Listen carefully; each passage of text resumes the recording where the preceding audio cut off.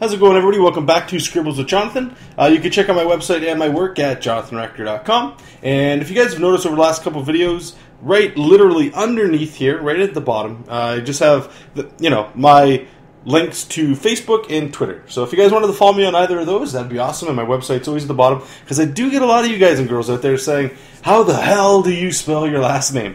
And how do you spell Jonathan? Is it John or is it Jonathon? Is it all these weird whatevers? But anyway, what we're going to do today is a video that I've wanted to do for a while now. It's a mix between being too lazy and not really, I don't know, feeling like I should show this. And I'll get to a reason really quickly about that. This method here is described once again in the DC Comics Guide to Digitally Drawing Comics. If I have some fancy post-production, I'll show a picture of the cover right here. And I'll include a link in the underbar as well. I highly recommend buying that if you're considering working digital. Lots of amazing tools in there. Cool beans, all that cool stuff. But what I'm going to show you is just a practical application of essentially how to do background, like cityscapes, using paths. Now, what I'm not going to show you, here, I'll just open up quick a file here that I have that I saved. What I'm not going to show you is how to actually make these paths. There's tons of tutorials online. Maybe I'll make one down the road. These are a little bit more in depth. I just like to show you guys and girls out there like some of the things you can do with this software and making comics digitally or just illustrating digitally. I like to show you guys to tickle your taste buds a little bit and get your put a little bit of time yourself into it so that you can go out there and other people have already they'll tell you exactly what you need to do with paths. I'm not the best person to do that. Again, I just want to show you something that's really cool about it. So usually what I'll do is, depending on the script that I get from whatever client or my own work, if there's ever a cityscape at all, sometimes I'll try to spend about 10-20 minutes, if I've got the time, to make a new background or a new building face. And you'll see what I'm talking about really quickly with that. But I've got some just quick stuff here. I'll just zoom in so you can see some of these things. Different buildings, really. Different styles. I've got Gothic buildings. These are basically churches and stuff that I redrew. I'm not sure how well this will show up, so let me zoom in some more here. So we got all this cool stuff here. Bricks. This is pretty simple. After a while, drawing bricks over and over again gets pretty monotonous and boring. It's awesome to be able to do this. Some fences, whatever. A grid, sometimes it's cool, like if you have a hospital or a kitchen. Boom, get that done. Some superhero logos. I had done a Superman picture before, so, it's always cool to have this kind of thing. The book I do, the Standard, that's his symbol right there, if I ever need that. And then one of the villains was the skunk, so we have that. Same thing with windows. This kind of stuff would probably go on, like, warehouses and things. Ground tiles, this was something else. And this is actually another cool thing, is books. Just a bunch of rectangles that I can put into a bookshelf, and I'm done. So what I'm going to show you guys is one of these, just a generic building. So let me just get this off screen here and bring in, like, when I don't really work in Photoshop anymore, but when I did, this was what I would use. It's all these things are talked about in that DC Digital Guide, all that cool stuff where they show you how to make a comic board and all that cool stuff. But to start, usually this is how I would do something here, okay? And this is a little bit, I don't want to say backwards, but it's not 100% accurate. Let me just grab a brush here, okay? First things first is I'm going to keep this very simple. You're going to want to have like a perspective in mind, right? So we'll just keep it simple. We'll do like a two-point perspective. So we'll say there's a vanishing point over here and a vanishing point over there. So I'll just put vanishing point 1, vanishing point 2. And, just get loosey-goosey with it. Think of this almost as like if it was a thumbnail that you would do. Or like a very loose sketch just to get an idea down. And all I'm doing really is just making a skyscraper, okay? Just to show you guys a path, like how the path works. So I'll, just follow this up lightly, loosely, I guess. And, that's looking good, whatever. It's literally just a rectangle, okay? Now, the next thing I would do is I would make everything blue so that it fades behind like that, just by using hue saturation layers. I have talked about this in another video as well. Or you can just lower the opacity if you really want to get really, really simple with it. I'm just going to change my foreground to red and my background to blue. And the reason, or green, sorry. The reason I'm doing this is I have a path up here. If I can find my cursor, there it is, okay? And it's a perspective path, and all it is literally, you can see it's a path that's perspective. And all you do is I would transform this to move it around and just pick it to wherever one of the vanishing points would be, which is right there. Good to go. And since we have our new layer made there, what I'll do is I would just grab this. Where is it here? What's the name of this tool? Right here. It's this black arrow, which is called Path Selection Tool.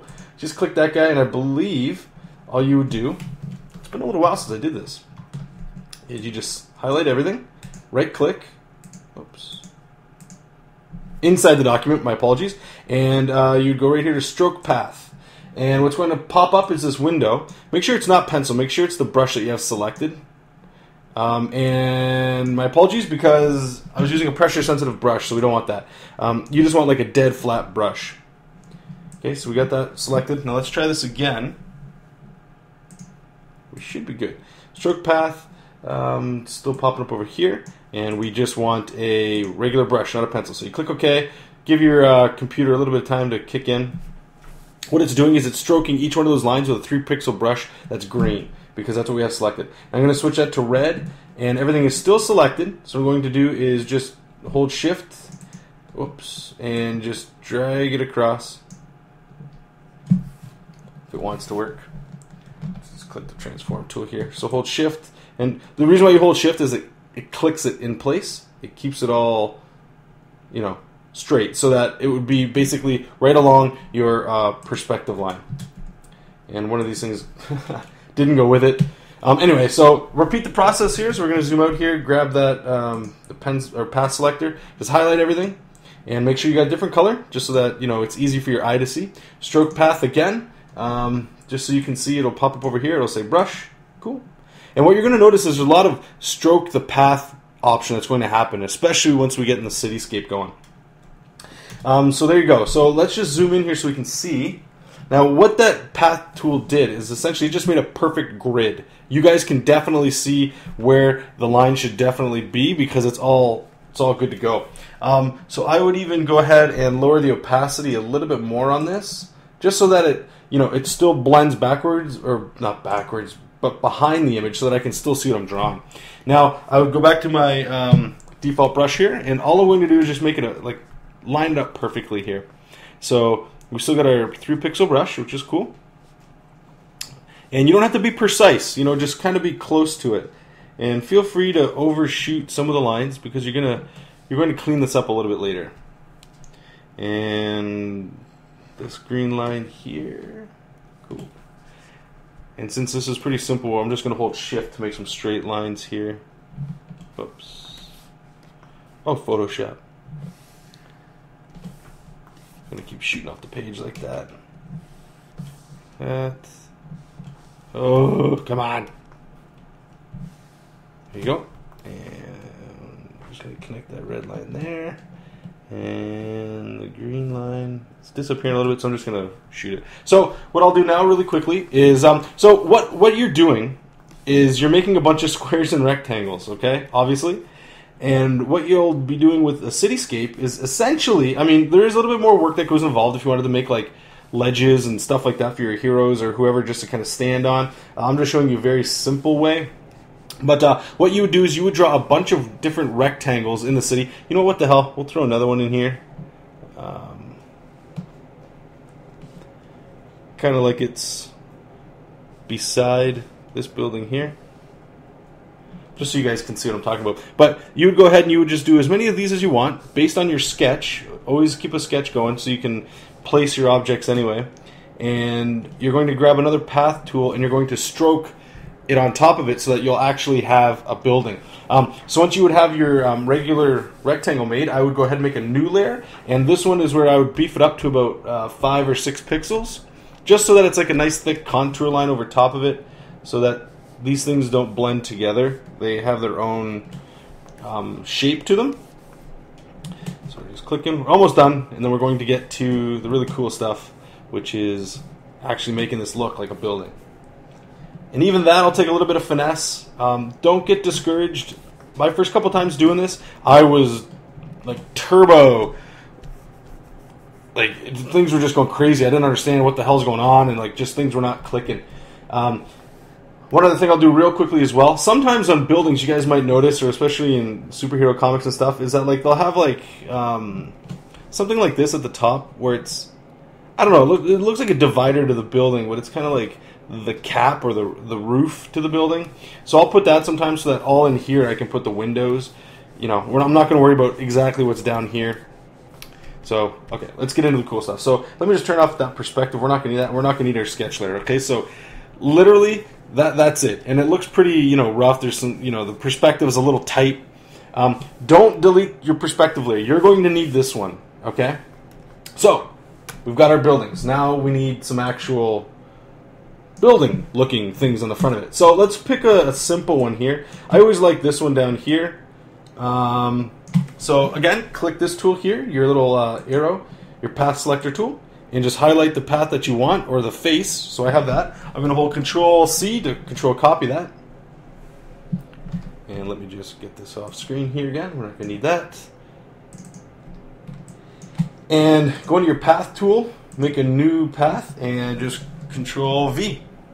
Now, you have it.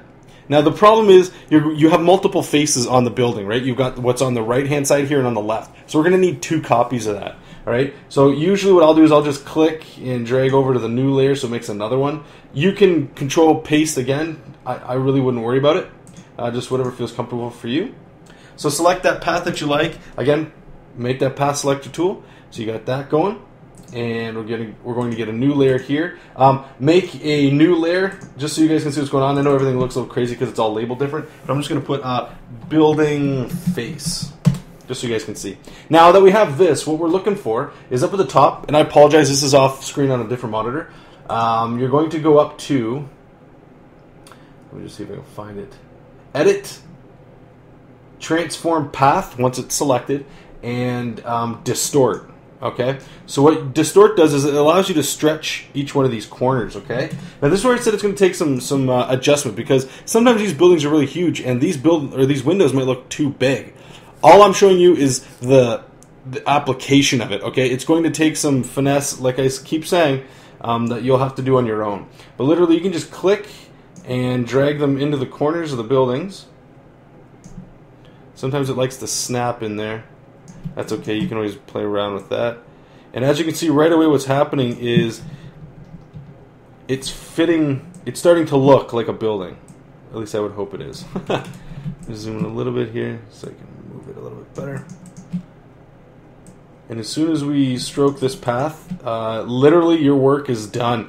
And this is one of the most powerful things that I'm able to do working digital. Anybody that's ever had to draw buildings, they know how much work it is. It is a lot of freaking work, guys. And most people dread it. And I don't blame them at all. But when you can do something like this, it speeds things up. So it still sucks to do perspective in buildings and cityscapes. But I'm telling you right now, just being able to do this is leaps and bounds above a lot of things. And like I said at the beginning, anytime you sit down to do this stuff, if you can, spend 10 minutes, maybe once a week or once a month even, to just do one building face like this, your library is going to grow over time. That way, you know, the buildings don't always look the same in all your comics, which you don't want people really picking up on. Because they'll start to call you a hack. Because there's a lot of people that hate digital work because of stuff like this. They'll say it looks dead and all that stuff, but anyway. So select it all again once it's all in the perspective, and you just select it again. And just like we did before, right click, stroke path, and it's going to pop up here. Make sure you got your 3-pixel brush, and you click OK. And I like to hit delete because I don't need that path anymore. And there you go. Look at that. Now some people might argue that looks way too perfect and stuff. Again, it's going to take some finessing and stuff, but hopefully you guys can already see the power that this allows you to do. So we're going to select that again. Remember that copy that I made, because there's a second face that we're going to worry about. And now I will again go up to Edit, Transform Path, Distort. I'm just going to zoom in. I kind of liked the control I got last time. So we're just doing the exact same thing. Putting it in there.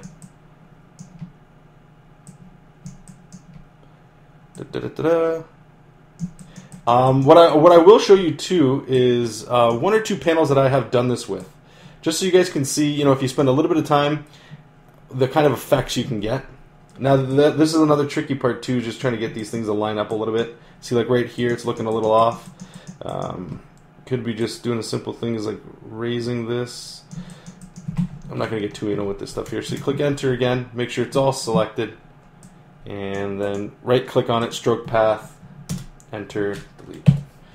And let me just turn that off so you guys can see. So you can see that's quickly like one layer. I'm not going to do the one in the background. I apologize for wasting your guys' time to show that one.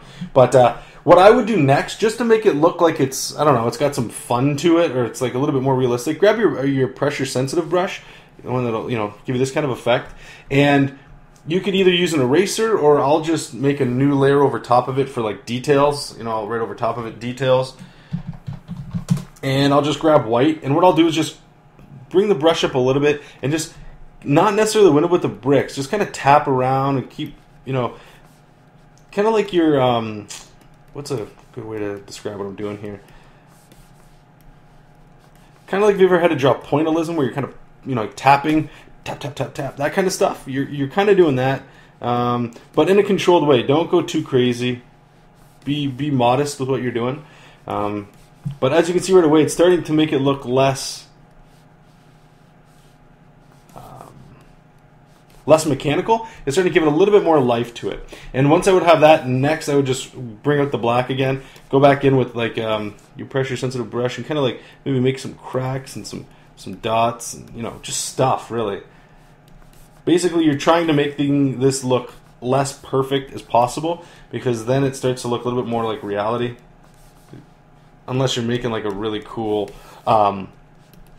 building that was just like made or something like that, and then you go over there and you start adding your shading and stuff. But as you can see really quickly, it's not taking much work to do this, right? Like, it's basically done. And you know, you can grab your magic wand tool or whatever, and you can start like, whoops, you can start filling in windows just to give it some personality. This right away you'll start to see like it starts to look a little bit like a traditional comic book, the way they do their windows and stuff.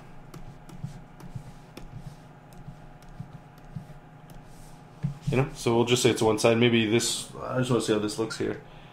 Yeah, you can get crazy with this stuff. I'm not going to go too long with you guys, but anyway. So hopefully you guys learned a little something from there. At least the power of using paths to help your background work. Okay, so check around online if this even turned you on at all, or made your jaw drop a little bit. Like, holy smokes, I didn't even think you could do that. That's what I'm hoping this did. I'm hoping this showed you guys a little bit more. Even if, let's say, you don't like to do digital work, doing just this grid part right here.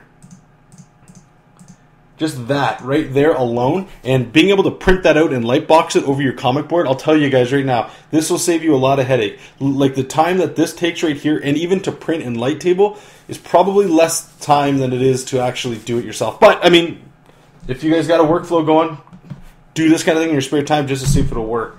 And really quickly, I'm just going to go into the background here, and I'm just going to show you. There's a comic book that I worked on, The Hero Code. The first issue has already been released. Second issue will be coming out this year. And where is it? Save for web. I just wanted to show you one background scene that I had done in here that a lot of people, they seem to enjoy.